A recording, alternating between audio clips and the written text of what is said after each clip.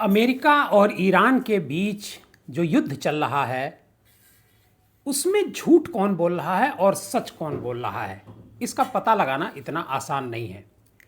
वैसे 5 दिन का युद्ध विराम हुआ है और 5 दिन के युद्ध विराम की घोषणा के बाद अमेरिकी राष्ट्रपति ट्रंप ने कहा कि वह ईरान के सुप्रीम लीडर मुस्तफा खामेनेई की मौत नहीं चाहते हैं।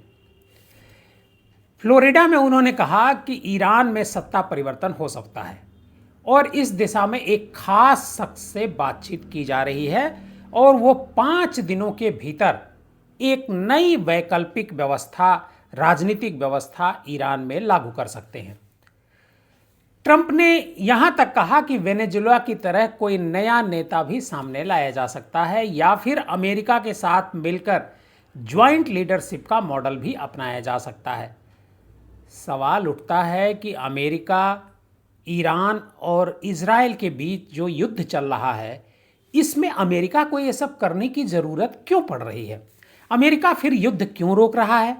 5 दिन की उसने युद्ध विराम की जो घोषणा की है वो क्यों किया है?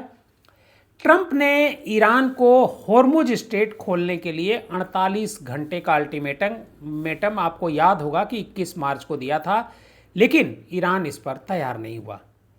लेकिन आज जो ट्रंप का बयान आया है उस पर IRGC, मतलब ईरान की जो संस्था है, उसकी तरफ से भी एक बयान आया है।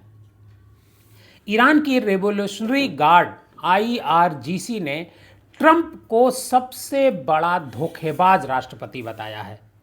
IRGC ने कहा कि ट्रंप का विरोधाभासी रवैया जंग के मैदान पर ईरान का ध्यान नहीं भटका सकता है और संघर्ष जारी रहेगा। एक तरफ ट्रंप कह रहे हैं कि अमेरिका और ईरान के बीच बातचीत हो रही है और ईरान बातचीत के लिए बहुत ज़्यादा तत्पर है और कई मुद्दों पर सहमति बन गई है, लेकिन ईरान कह रहा है कि हम बातचीत नहीं करेंगे और उन्होंने ट्रंप के दावे को पूरी तरीके से खारिज कर दिया है और ये भी कहा है कि किसी भी दशा में अमेरिका से बातचीत नहीं करेंगे। ईरान के विदेश